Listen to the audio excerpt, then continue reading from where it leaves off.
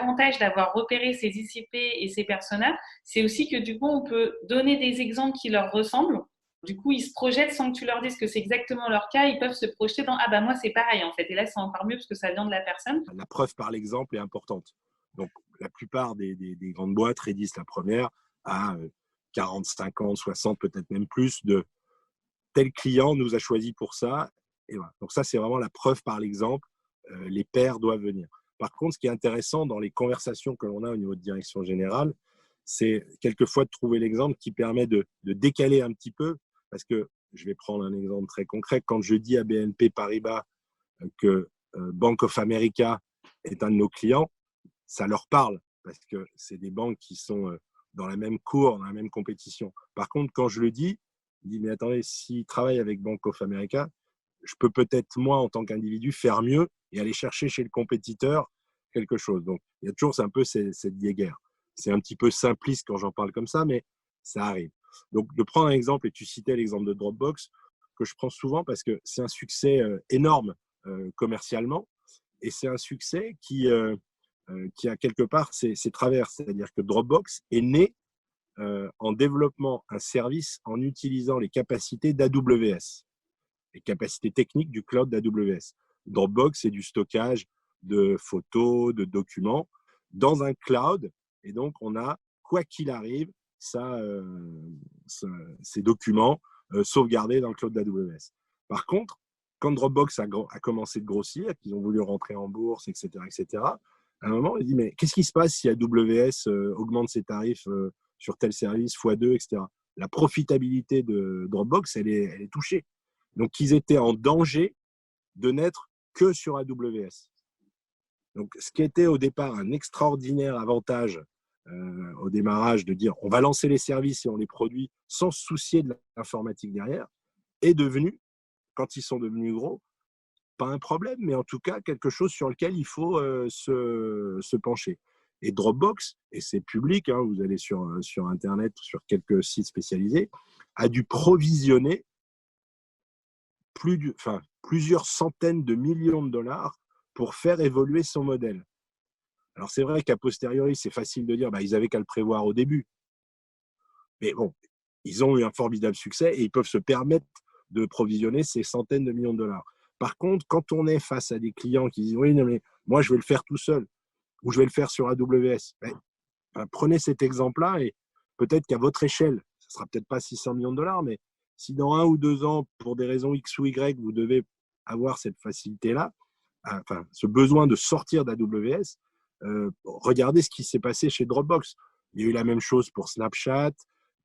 Beaucoup de boîtes technologiques sont nées dans le cloud, puis à un moment, se sont dit, mais avec ce que je leur donne, je pourrais peut-être faire moi-même mon informatique. Et c'est effectivement cet exemple, ce parallèle qui est intéressant de prendre et qui en plus, très clairement, me sert aujourd'hui parce que quand on est chez les grands comptes, principalement français dans mon cas, la notion de cloud public est dangereuse pour la gestion de la data. Donc, le fait de dire, vous pouvez démarrer des projets qui ne sont pas en production dans le cloud, quels qu'ils soient, AWS, Google, etc., mais quand vous les rapatrierez sur votre informatique, la data, la gestion, les structures de vos data ne vont pas changer puisqu'en fait, Redis est là pour vous aider sur cette problématique. Donc, l'exemple que je prends avec Dropbox, c'est que effectivement, dans mon monde informatique et même maintenant dans le monde digital, c'est un nom que les gens connaissent. Ils ont dû provisionner donc énormément d'argent pour sortir de cette exigence technique qui a été leur force au démarrage. Donc, quand on reprojette ça dans une conversation comme on vient de l'avoir avec une direction générale, si cette même direction générale entend non, mais de toute façon, on peut le lancer très vite avec AWS, attendez, mais peut-être que j'exagère, je force le trait, mais en tout cas, prendre ce type d'exemple est très intéressant dans les conversations, notamment au niveau de direction générale, pour vulgariser la technologie et ce qu'elle apporte. Ouais, je trouve ça hyper intéressant parce qu'effectivement, ça parle à tous. Donc déjà, c'est connu, donc ça te parle. Voilà, ça te parle vraiment. Et en plus, c'est la direction, c'est leur rôle d'anticiper aussi, Exactement. d'anticiper et Bien d'avoir sûr. une vision sur le moyen long terme. Tout à fait. Et c'est là que ça peut leur parler en disant, oula, ça c'est ma responsabilité de prévoir quelque chose qui est viable voilà, et qui nous enferme pas dans une solution à moyen long terme. Et c'est là que c'est assez fort de prendre cet exemple pour qu'ils disent, ok, moi j'ai pas envie de faire la même erreur quelque part, parce que si ça arrive à Dropbox, qui est bien connu de tous, c'est que ça peut arriver à tout le monde. Ça peut arriver à tout le monde. Quand tu es une grosse entreprise et que tu dis, voilà, je vais commencer de développer telle ou telle application avec AWS, le fait d'en sortir devient effectivement extrêmement préjudiciable.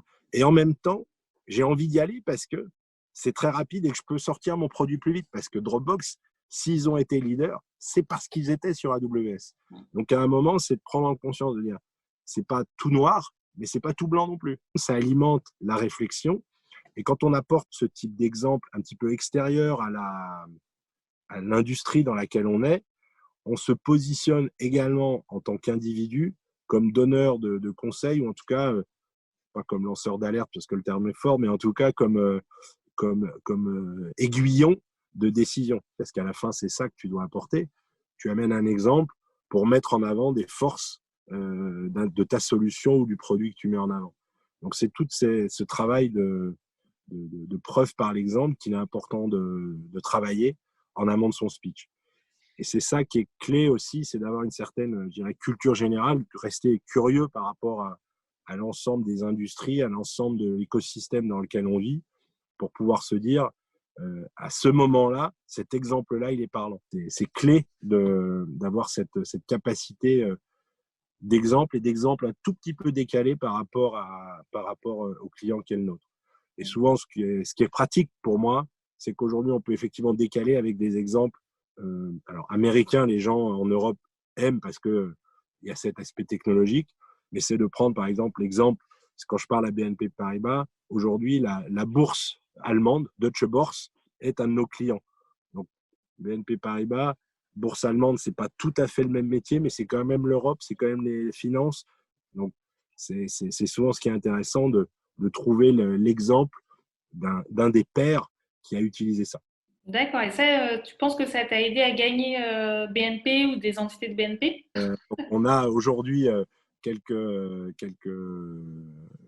débuts de succès avec le groupe BNP, notamment en Angleterre, et effectivement des conversations où je suis en train de mener ces actions d'évangélisation au sein des différents personas de l'ICP BNP que j'ai ciblé comme étant un de nos top 10 en France.